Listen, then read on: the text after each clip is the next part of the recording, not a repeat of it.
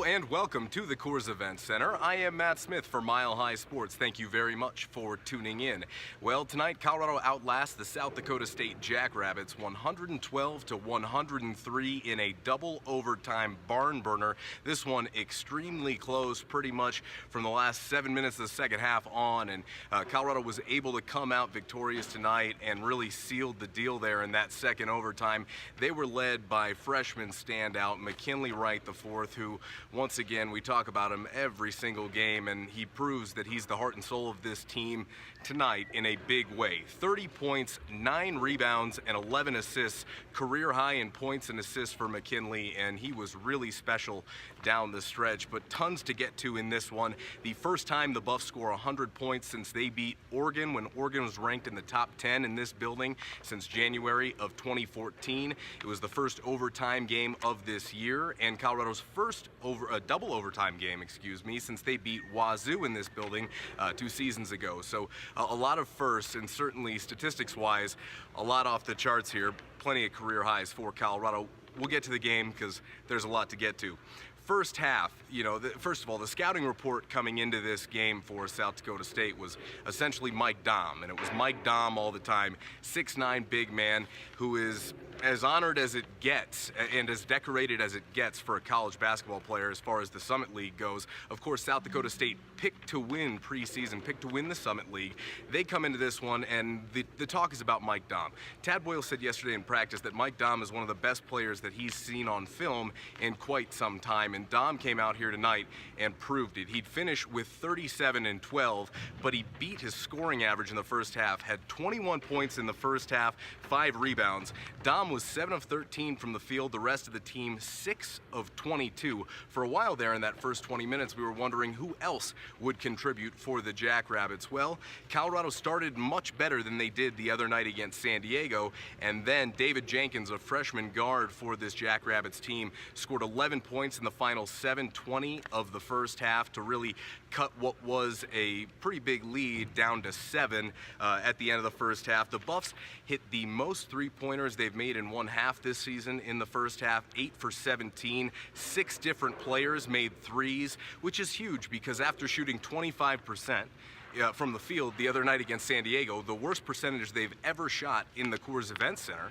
Colorado bounces back in a huge way, comes out, hot shooting start to the first half, and the Buffaloes would take the 7-point lead at halftime. McKinley Wright was really special in that first half, 7 points, 3 rebounds, and 7 assists. Now, I'm not sure the last time a Buff had 7 assists in one half, because looking up games by halves is pretty tough, especially just right after the game, but that has to be the first time in quite some time. I can't think of the last time that a Buff has had that many assists in a half. It's certainly been a while. Jenkins, like I said, really helped South Dakota State kind of get back into this one. Had 11 points in the last 7:32, helped trim an 11-point lead to 7 at halftime. 5 CU players had 5 or more points. Really balanced effort. I thought it was a very good, solid first 20 minutes, despite the fact that they allowed Mike Daum 21 in the first half for the Buffaloes. Then in the second half, the cooker turned up to 10 because both teams got really hot from the field. Both teams shot over 53% from the floor in that second half, and both teams shot over 50% from 3 in the second half, combined going 35 of 64 from the field and 11 of 20 from downtown. Defense was at a premium. You could say that, but really better offense, I think, won out in that final 20 minutes in regulation. South Dakota State took a 1-point lead, finally clawed back and cut down, I believe, a 9-point lead at one point in the second half for the Buffs, down to 1 there at the 7:31 mark. It was 66-65.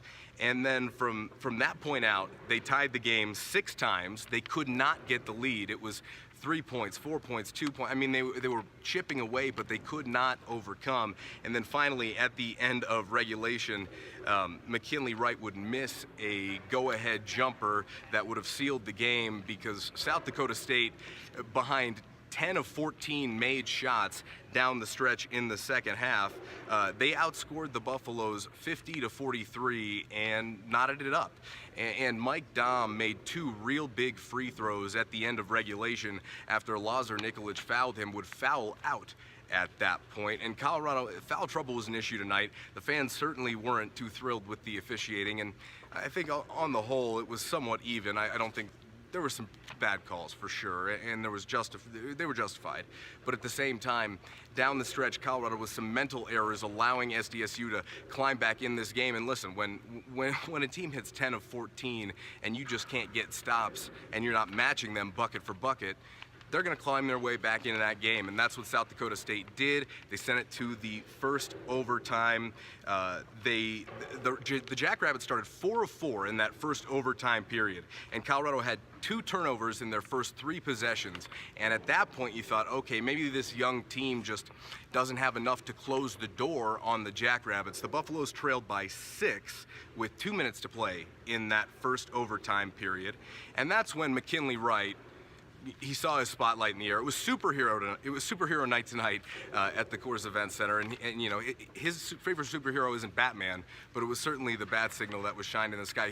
He said during the game, actually during the in-game entertainment, his favorite superhero is Spider-Man. So I guess that's when he pulled out the web, because he had 4 points and a great hockey assist in the last 2 minutes, and the Buffaloes battled back, tied this thing up 94-94, and South Dakota State had a chance to win. After being up 6 after the game, that was their head coach. That's what he said their best chance to win this one was, in that first overtime, and they really let things slip away. David Jenkins, an outstanding freshman guard like we were talking about, had a chance to make a 3 to win the game there at the end of that first overtime. Couldn't get it down. And then the Buffaloes, despite having plenty in foul trouble, really a test of wills, and they were led by 2 outstanding freshmen to close this one out. Of course, McKinley Wright and the kid who we really saw grow up before our eyes tonight. We talked about it after the San Diego game, that Tyler Bay took a huge jump, and it was the best game of his career. He had 8 rebounds, but he had yet to affect the game on the offensive end of the floor. Well, tonight, that completely changed, because Tyler finishes with a career-high 12 points, 9 rebounds, and a career-high 26 minutes, and in overtime, he and McKinley Wright were sensational. Now, in that second overtime, they combined for 17 of 18 Buffalo's points. Buffs outscore SDSU in that second overtime 18-9, and between the two of them, you know, Colorado goes 13 of 15 from the free throw line, including 1 George King trip, but really McKinley Wright and Tyler Bay combined for 23 points in both overtimes, 6 of 6 from the field, 11 of 12 from the free throw line, and they had 6 of their team's 11 rebounds. So you want to talk about 2 kids stepping up and playing huge roles in a big win for the Buffaloes. That was the first thing that Tad Boyle said to us in that post-game press conference. We needed that one, and they certainly did. It was a huge confidence boost after they lost 69-59 the other night against San Diego in this building. That was a tough loss for them, but a couple of sloppy practices, which led to a bit of a lineup shift for Tad Boyle, and Colorado used their 5th different starting lineup in 11 games tonight. Dom Collier, Deshaun Schwartz, Josh Repine, Alex Strauding, and Dallas Walton began the game tonight for Colorado. Now, Josh Repine was the first CU walk-on since, I think, November of 2011, when Bo Webb started against Wichita State, to be the first non-scholarship player to start a game for Colorado in what, now 7 years? So Tad wanted to send a message, and he certainly did, and it was well received, apparently. He said that it stemmed from an incident yesterday at the end of practice. The Buffaloes were working on their 2-3 zone, and they split teams up going black and gold with those reversible jerseys, and black team usually is your starters, the guys who play the majority of the rotation minutes, and your gold team can be members of your scout team depending upon what they're doing that day. Well, gold pretty much whipped the Blacks' tail, and that was what Tad said yesterday. He said he felt like the black team felt like practice was over, and he wanted to send a message that no, it wasn't over, that even though he said that even though I'm not committed 100% to that 2 zone, we need to practice like it, because we're going to need it come conference play. Now, Colorado started in that 2-3 zone for a few minutes in this game, tried to go back to it a few times, didn't really work. They did some other really good things defensively. I thought their press that they used to slow down SDSU was effective. They caused 3 turnovers in the first 9 minutes of the game off their press. So, listen, we normally do good and a bad, but there's no bad in this one because for a team that lost 3 out of their last 4 heading into tonight, with just, including tonight, 2 games left to go in their non-conference schedule, they had to have a win. And they needed to take care of business at home. We talked about after the San Diego game, that's something that they weren't able to do on Tuesday. Well, tonight they did that, and they did it in very exciting fashion. Not a great crowd here tonight at the Coors Event Center, but the fans that were here were treated to a very exciting game. Mike Daum, who had 37 points and 12 rebounds in this one, the one other good thing I thought that the Buffs did was they really limited him in overtime. Tad yesterday at practice said, we're not going to eliminate him, we have to limit him. Well, he had 33 points in regulation, and the Buffs in 10 minutes of overtime play held him to just 2 of 6 from the field and 4 points. And when you can really slow down an opposing team's star player like that, I mean, listen, David Jenkins, who had 31 tonight, just a freshman, Tad said they knew he was more than capable. And by the way, on a quick side note, how UW and Wazoo let David Jenkins walk out of the state of Washington, I don't understand. But when you can limit a guy like that with a team this young and use 5 different players to do so, you have to be happy with the team effort. Lazar Nikolic, Dallas Walton, Tyler Bay was outstanding down the stretch with his defense of Mike Daum. Bay, Nikolic, Walton, Seward, and King all did a very, very good job tonight, I thought, and, meeting up as a team and rising to the challenge, because that's what this freshman class and this team that's so young needed to prove that they could do. And tonight they did it in a big way and secured their last home victory in their non-conference schedule, in their last home game. Only one more to go in the non-conference. Now, from an individual perspective, we'll look at the Buffs. Obviously, McKinley was brilliant, 30 points, 9 rebounds, 11 assists. He had a block and 2 steals, career-high 40 minutes. He was 10 of 19 from the field, just 1 of 3 from the three-point line, and 9 of 10 from the free throw line. Free throws for McKinley was one thing that I really thought he needed to improve on ever since I saw him back in the summer in about June, and he's really done that. The last few games he's shot a very solid percentage from the free throw line. George King, 17 points, 5 rebounds in just 19 minutes on 5 of 7 from the field. Now, at the end of regulation, George had 4 fouls, and he was able to stay out of foul trouble. Of course, Tad went offense for defense many times there in the last, in those 2 overtime periods, but George was able not to pick up that 5th foul, which was huge for Colorado. They really needed him. He was a big senior leader there down the stretch. Tyler Bay also had 4 fouls for an extended period of time, I believe. Starting in that second overtime, he had 4 fouls. So his defense, like I said, of Mike Daum down the stretch was outstanding. 2016-17 Summit League Player of the Year. Tyler Bay grew up before our eyes tonight, not only with what he did on the offensive end, giving the Buffaloes really good contributions. Tad said that he was a little nervous during some of those jump shots, but Tyler stepped up in a huge way. Tyler, after the game, saying he was just sick of not playing well. Lucas Seward, I thought tonight was really, really big. He'd been dealing with that nagging ankle injury that he suffered all the way back now against Drake in the Paradise Jam. And boy, Lucas tonight with 14 points, 4 rebounds, just 1 off his career high points-wise, was really big for the Buffaloes because, since losing Torrey Miller-Stewart, Colorado's been looking to see who will step up on a consistent basis in their front court. And Lucas is going to be the first one to get that opportunity, in my opinion. And if he can prove himself, Colorado will have a much better chance of success the rest of this season. Now, after the game, Lucas saying that he's definitely not 100% yet, but he's getting better, and it's certainly taking a little time. Obviously, when you have a foot injury like that and you can't rest it for an extended period, 2 weeks, it's going to take a while to heal, and right now he doesn't have that luxury with the schedule the way it is. Like I said, Bay with a career high 12 points, 9 rebounds in 26 minutes, also career high. Del Brown and Naaman Wright also chipped in 10 points apiece off Colorado's bench. I thought they were very big at different moments in this game for the Buffaloes. Like I said, no good and bad. The Buffs went 7 of 8 from the field in both overtimes and 12 of 14 from the free throw line. So you've got to be really happy with what the Buffaloes showed tonight fight-wise, because obviously they allow a team 100 points, but at the same time, that South Dakota State team probably going to make the NCAA tournament. I mean, that's what Tad said after this one, and I would be inclined to agree with him. Out of all the teams I've seen in the Summit League this year, they seem to be the best to me.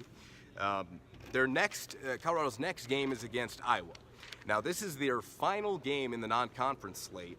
It is their 12th and final game, and it is on Wednesday, December 22nd at 7 p.m. Mountain Time is the tip-off on the Big Ten Network in Sioux Falls, South Dakota.